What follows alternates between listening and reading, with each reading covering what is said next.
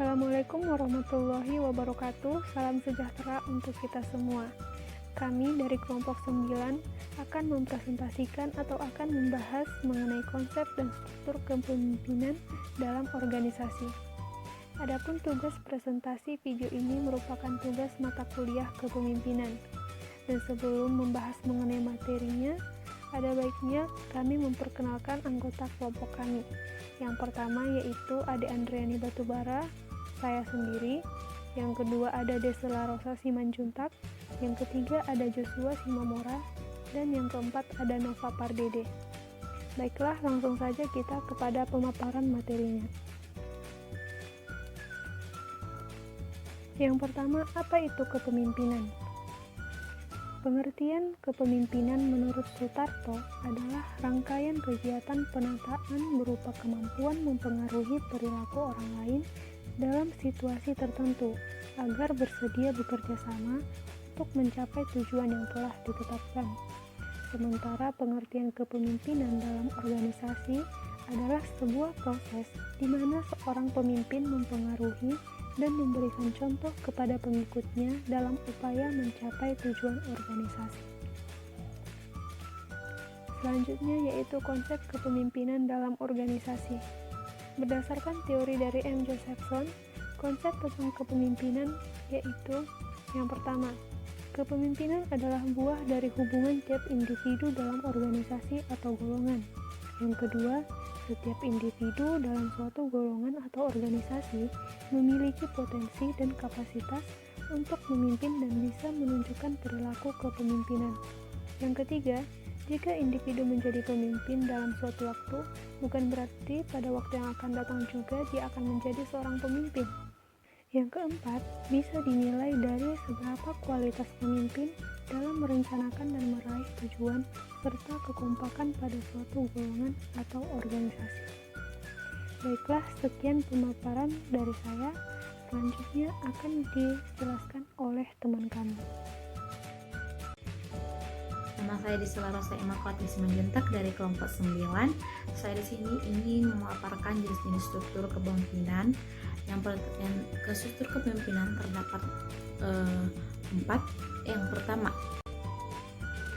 atas bawah versus sejajar. Yang kedua, sudah ditentukan versus berbagi. Yang ketiga, perlu diketahui versus transparan. Yang keempat, kita versus mereka. Di sini saya juga menjelaskan struktur kepemimpinan berdasarkan atas bawah versus sejajar. Struktur kepemimpinan vertikal dan horizontal memiliki hasil yang berbeda dalam pengambilan keputusan. Dalam struktur vertikal, organisasi memiliki rantai manajemen. Keputusan biasanya dibuat dari atas ke bawah. Mayoritas keputusan ditentukan oleh tingkat atas dalam rantai tersebut. Untuk organisasi besar, digunakan sistem atas bawah. Ketika membuat keputusan akan memudahkan daripada menunggu setiap anggota dalam tim untuk berkumpul dan berdiskusi. Struktur horizontal lebih berpusat pada kerjasama tim daripada menggunakan sistem hierarki. Kepemimpinan horizontal ini menghilangkan tembok pembatas dalam struktur organisasi, sehingga semua karyawan terlibat dalam proses pengambilan keputusan. Oleh karena rantai pemerintah dalam struktur kepemimpinan horizontal sangat kecil atau hanya satu lapis pengambilan keputusan, cenderung lebih cepat dan efektif. Hal ini efektif untuk usaha kecil atau perusahaan yang baru beroperasi. Perbedaan yang sangat mencolok antara struktur kepemimpinan atas bawah versus sejajar adalah pada tingkat transparan dalam organisasi. Perusahaan yang memiliki struktur atas bawah atau vertikal biasanya membagikan informasi untuk hal yang perlu diketahui. Sebagai tambahan, karena perusahaan yang menganut struktur kepemimpinan vertikal memiliki lapisan manajemen yang banyak, kekurangannya adalah informasi yang disampaikan kepada atasan tertinggi menjadi kacau. Struktur kepemimpinan sejajar atau horizontal menuntut transparansi antara aspek dan dalam bisnis. Hilangnya tembok pembatas dalam struktur organisasi membantu mempersingkat komunikasi dan kolaborasi dalam lingkup kerja, mendorong moral karyawan dalam proses bisnis. Sekian penjelasan dari saya. Penjelasan selanjutnya saya sampaikan kepada teman kelompok saya yang selanjutnya. Terima kasih. Baik, di sini saya Nova Pardede. Saya akan melanjutkan materinya. Di sini kita masuk pada struktur kepemimpinan dalam organisasi. Jadi teman-teman, di sini kita bisa melihat bahwa yang dikatakan dengan struktur kepemimpinan adalah sebuah alur kerja dan tanggung jawab yang menjelaskan bagaimana hubungan antara karyawan, sebut saja dia anggota, dengan pemilik bisnis atau manajer atau disebut juga dengan pemimpin. Dalam bisnis dikenal dua struktur kepemimpinan. Yang pertama horizontal atau sejajar dan yang kedua vertikal, atas bawah.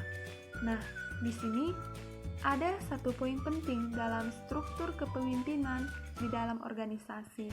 Apa itu?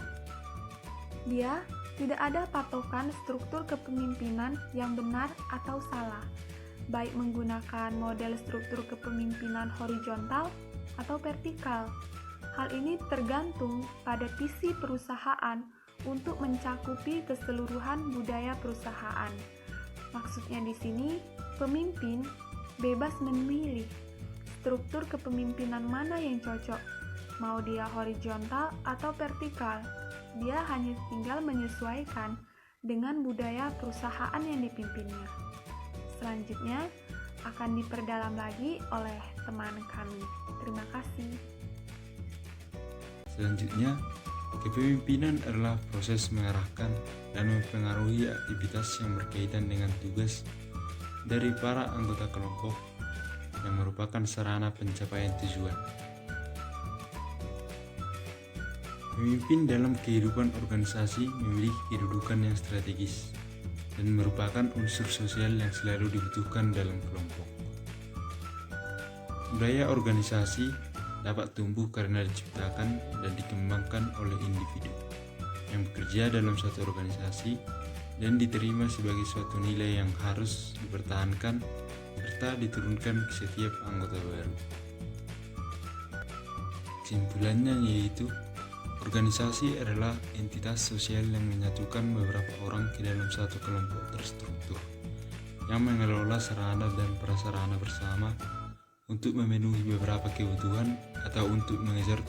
Baiklah, kira-kira demikian presentasi yang dapat kelompok kami sampaikan. Kiranya bermanfaat. Sekian dan terima kasih.